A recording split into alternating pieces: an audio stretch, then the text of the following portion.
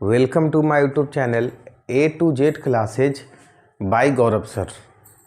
हम लोग अभी इमरजेंसी का बैकग्राउंड देख रहे थे। मीन्स इमरजेंसी जो 1975 में इंदिरा जी इम्पोज करेंगी देश पे, तो वो बैकग्राउंड क्या क्या था।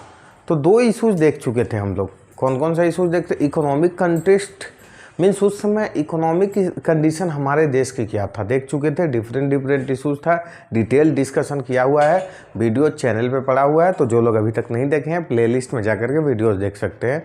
एक और डिस्कस कर लिए थे स्टूडेंट मूवमेंट्स, मीन्स स्टूडेंट का जो आंदोलन हुआ था, कौन कौन सा, गुजरात आंदोलन, बिहार आंदोलन, और डिस्कस किया हुआ है। ये भी आप देख सकते हैं। जेपी का रोल, जयप्रकाश नारायण का रोल भी डिस्कस किया हुआ है, हुआ है, क्या क्या रहा ये भी आप देख सकते हैं। आज हम लोग तीसरे एंगल पे डिस्कस करेंगे, द नक्सलाइट मूवमेंट। ये भी देश को अनस्टेबल करने में लगे हुए थे। जैसे आपको लास्ट डे याद करो बताया था कि CPIM ना, याद करो CPIM 1964 में, ठीक है, डिवाइड हो गया था और बना था CPIM, ठीक है, CPIM बना था। क्यों डिवाइड हुआ था? वीडियोज पड़ा हुआ है। इंडिया चाइना वार का इशू था। वैसे लोग जो माओइस्ट को सपोर्ट करते थे वो अलग हो गए, CPIM बना। ये लोग वार के टाइम में भी चाइना के साथी थे, सहानुभूति इनको इन लोग का उसी पे था। और जो लोग लेनिन को सपोर्ट करता था वो CPI रह गए थे। आज ही वाला CPIM है। जी हाँ, तभी तो बहुत लोग नारा लगाते हैं ना, कश्मीर को अलग करेंगे, कश्मीर को आज़ादी चाहिए, जम्मू कश्मीर को चाहिए, यही लोग कुछ होते हैं, ठीक है। अब 1967 में क्या होता है? 1967 में मतलब छोटे सा बढ़कर पहले इस देख लो। 1967 में एक और पार्टी बन, इन्हीं CPIM से वाइफरकेट होकर के टूट करके क्या बना? CPIML। इसका फुल को क्या होगा? Maoist Leninist.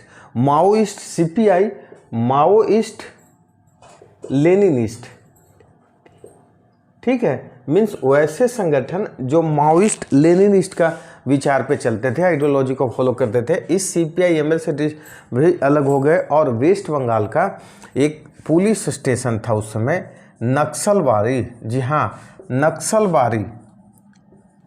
तो सबसे पहले तो लेफ्ट पार्टीज का छोटा सा, वहाँ के लोकल बोल सकते हो, ऑर्गेनाइजेशन ने इस पुलिस स्टेशन से पहले आंदोलन शुरू किया, ठीक है। पुलिस स्टेशन से आंदोलन शुरू किया। और ये लोग का मेन मोटिव क्या होता था? तो लैंडलेस लेबर्स का सपोर्ट करेंगे, अमीर लोगों का ज़मीन कब्जा करके ज़बरदस्ती गरीबों में बांटेंगे, ठीक है। फिर CPIML इस्टेब्लिश्ड हुआ, किसके नेतृत्व में? चारू मजुमदार। आप लोग बहुत नाम सुने होंगे। जी हाँ, चारू मजुमदार।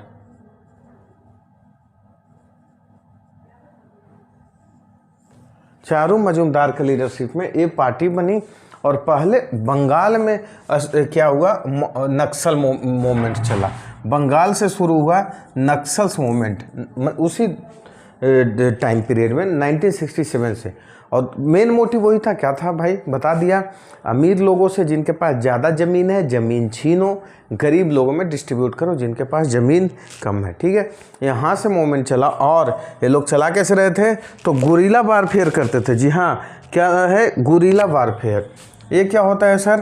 तो सुने होंगे आप लोग कि डायरेक्ट मान लो वार ना करें, जंगल में छिपे रहें, और जब फौजें आए या मान लो किसी पे अटैक करना है उस पे अटैक कर देना। आज भी देखना, जैसे क्या होता है, हमारे CRPF के जवान, या हाल फिलहाल छत्तीसगढ़ का डिस्ट्रिक्ट पुलिस जो था, उस 10 लोग के करीब शहीद हो गए थे। ये लोग गुरिल्ला वारफेयर ही करता है, छिप करके अटैक कर देता है। मान लो CRPF के हमारे जवान, जैसे छत्तीसगढ़ में नक्सल्स का आज भी बहुत ही दांतेवाड़ा, ठीक है, में हमेशा देखोगे। तो क्या होता है, जब ये लोग रेड करने गए, वहाँ पे कुछ देखने गए, ये लोग अटैक कर देते हैं अचानक सा, बेचारे शहीद हो जाते हैं। ये वही नक्सल्स हैं। और वहीं से शुरुआत हुई थी। कहाँ से?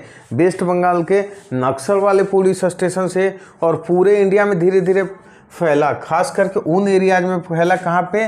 ST, मीन्स जो ट्राइबल लोग थे ना, उन एरिया में। अच्छा बताओ, यहाँ डेवलपमेंट ऑब्वियस ही बात थी, कम थी।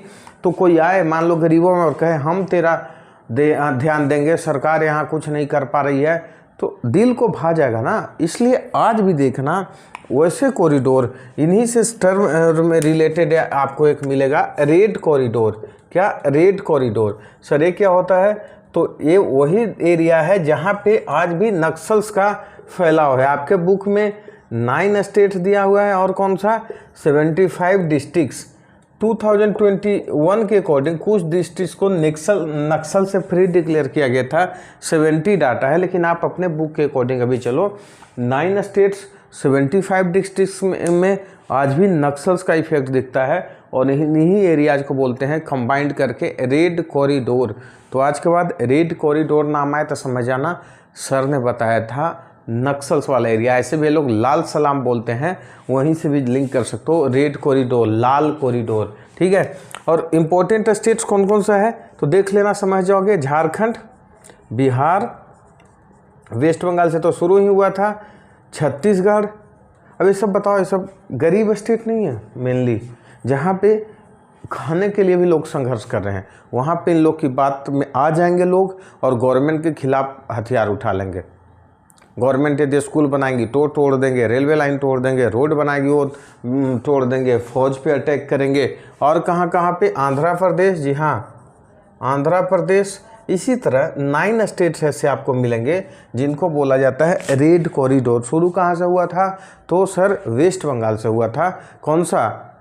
नक्सलवादी ये था, मतलब पुलिस स्टेशन। फिर चारू मजुमदार इस आंदोलन को लीड किया, अभी भी चलती रहती है। लेकिन अभी आगे चल कर के पार्टी भी बहुत फ्रैक्शंस में टूटा, बहुत फ्रैक्शंस हो गए इसके कारण, जिसके कारण ये लोग थोड़ा वीक हो गए। और कुछ पार्टीज तो आकर के इलेक्शन लड़ने लग गई, बोली कि हम लोग मेन स्ट्रीम में आकर के चुनाव लड़ेंगे, फिर सुधार करेंगे। ऐसे लोग को डेमोक्रेटिक सिस्टम पे भरोसा नहीं है। ये लोग कहते हैं हम लोग कब्जा करेंगे, फिर नई सिस्टम लाएंगे और वहाँ पे सब कोई, ना कोई अमीर ना कोई गरीब होगा, सबका यूनिफॉर्म डिस्ट्रीब्यूशन होगा। समझते हो? पॉसिबल है कभी भी इस दुनिया में यूनिफॉर्म हो जाए सब चीज़ें? बिल्कुल नहीं होगा। तो ये मूवमेंट चल रहा था कहाँ पे उस समय? तो ये मूवमेंट चल रहा था तो परेशान था। गवर्नमेंट भी बहुत सख्ती से निपटी थी, इन लोग को इतनी आसानी से नहीं छोड़ रही थी। जी हाँ, जिसको देखो जेल डालो। यहाँ तक ये भाई साहब खुद चारू मजुमदार आगे चल के सुसाइड कर लिए थे, क्योंकि गवर्नमेंट अनस्टेबल देश को कर रहे थे। समझ गया? और आज भी देखना हमेशा दांतेवाड़ा, फिर वहाँ पे अभी बताया था छत्तीसगढ़ की और 2-3 जगह, यहाँ तक कि हमारे डिस्ट्रिक्ट गया है, ये भी बहुत ज़्यादा अफेक्टेड नक्सल से रहा, अभी भी है। मैं खुद बिहार से हूँ तो जानता हूँ इस सिचुएशन। झारखंड, अभी भी ये लोग का एक पूरा ग्रुप ही चलता है और अफेक्ट, बस वही देश के खिलाफ करना है कुछ कुछ चीज़ें। गवर्नमेंट भी सख्ती से निपटी, लेकिन अनस्टेबल था देश, ये बताना चाह रहा हूँ आपको। ये नाम क्या याद रखना? चारू मजुमदार, नक्सलवादी, वेस्ट बंगाल से, ठीक है। और आज तो इसका एक अर्बन नक्सल्स भी वर्ड सुने होंगे, क्योंकि ये लोग को सपोर्ट बहुत अर्बन लोग, मतलब पढ़े लिखे लोग जो इन आइडियोलॉजी से सपोर्ट में आ जाते हैं, सपोर्ट करते हैं इनको, उन्हीं को बोला जाता है अर्बन नक्सल। से कभी करंट अफेयर्स में डिस्कस करेंगे आराम से। अभी इतना जानो ये उस समय देश में चल रहा था, ठीक है। नेक्स्ट आपके बुक में एक और टॉपिक है कि 1974 में ही आज तक का रेलवे स्ट्राइक, आज तक का सबसे बड़ा रेलवे स्ट्राइक। जी हाँ, एक बार समझ लें फिर आगे चलते हैं। आज तक का सबसे बड़ा रेलवे स्ट्राइक कब हुआ? 1974 में। बड़े नेता होते थे जॉर्ज फर्नांडिस। जी हाँ, देखो 1974 में रेलवे स्ट्राइक। अगला टॉपिक है आपका railway strike.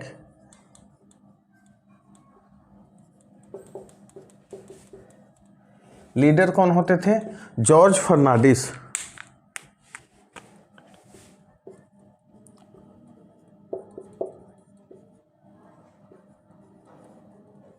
Fernandes.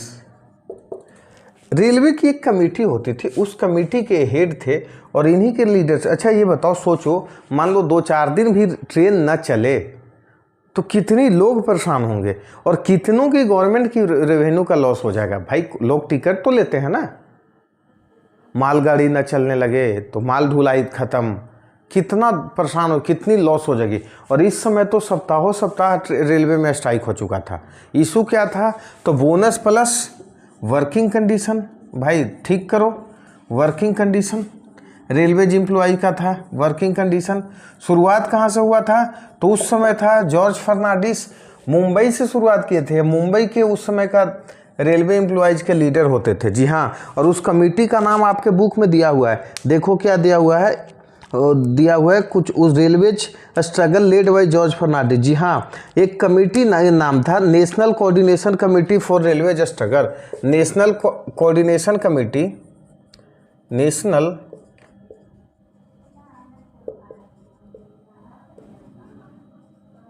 Coordination committee for railway struggle.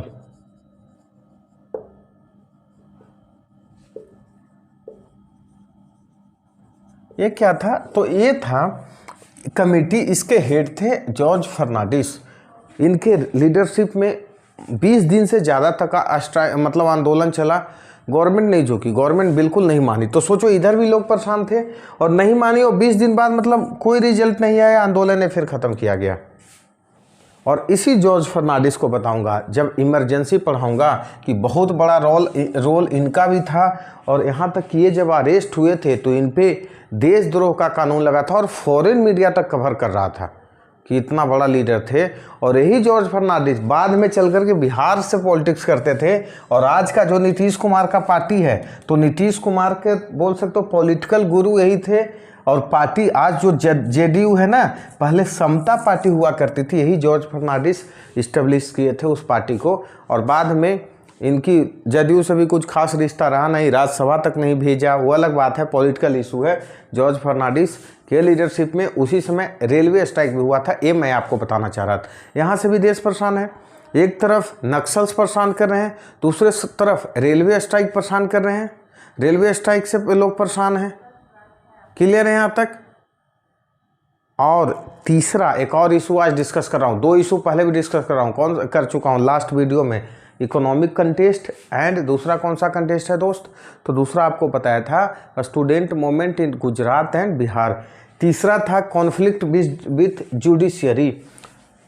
Conflict with judiciary emergency impose करने में बोला जा सकता है कि इसका भी, इस जुडिशियरी वर्सेज एग्जीक्यूटिव या लेजिस्लेटिव, जुडिशियरी वर्सेज लेजिस्लेशन का भी बहुत बड़ा हाथ था। तो कॉन्फ्लिक्ट था किनका? जुडिशियरी से। Conflict with judiciary. Actually main conflict ये था ना, समझना, मेन कॉन्फ्लिक्ट ये था फर्स्ट कि क्या कॉन्स्टिट्यूशनल अमेंडमेंट के द्वारा फंडामेंटल राइट्स। अब फंडामेंटल राइट्स क्या है आप लोग को अभी इतना जान जाए, मीन्स हम लोगों को कुछ राइट दिया गया है। डिटेल पढ़ाऊंगा 11th की जो जब पॉलिटिकल साइंस पढ़ाऊंगा। तो फंडामेंटल राइट्स को क्या गवर्नमेंट कम कर सकती है? जुडिशियरी बोला नहीं भाई, नो।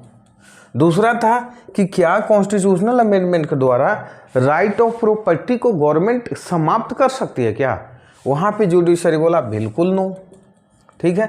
तीसरा कॉन्फ्लिक्ट था कि क्या गवर्नमेंट डीपीएसपी अप्लाई करने के लिए फंडामेंटल राइट्स को क्या खत्म कर सकती है या कम कर सकती है, मीन्स डीपीएसपी को सुपीरियर बताने का।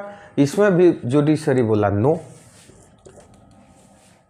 और ज़्यादा गवर्नमेंट पे कॉन्स्टिट्यूशनल अमेंड की तो याद करो, यहीं पे 1973 में केशवानंद भारती केस आ गया। क्या आ गया? केशवानंद भारती केस। जी हाँ, आज तक का लार्जेस्ट बेंच है। 13 जज मिल करके इसमें क्या किए थे, डिसीजन दिए थे, 13 जज मिल करके। ठीक है, बताऊंगा। तो और इसमें बोला, यहीं से क्या आया, बेसिक स्ट्रक्चर का concept. Concept of basic structure exam के लिए बहुत इंपॉर्टेंट है दोस्त, इसको समझ लेना है। 1973 concept of basic structure in Kesavananda Bharati case. ठीक है। और सुप्रीम कोर्ट बोल दिया कि आप कुछ भी अमेंड नहीं कर सकते हैं, और यदि करना है तो बेसिक स्ट्रक्चर को टच नहीं करना है। और ये बेसिक स्ट्रक्चर कौन डिफाइन करेगा? सुप्रीम कोर्ट करेगा। मीन्स ऑब्वियस सी बात है, जुडिशियरी सुपीरियर हो गया इसी दिन से। ठीक है। हाँ, पब्लिक के लिए ठीक है, क्योंकि भाई जुडिशियरी में भी कुछ कमियां हैं, लेकिन भरोसा पब्लिक को जुडिशियरी पे ही है, जो भी है। ये नहीं तो ये सब नेता और ब्यूरोक्रेट्स भाई उतना भरोसा अभी तक नहीं जीत पाए हैं जितना जुडिशियरी जीत पाया है। पब्लिक फेथ है, और भाई जिस जो फेथ है तो सब जायज़ है।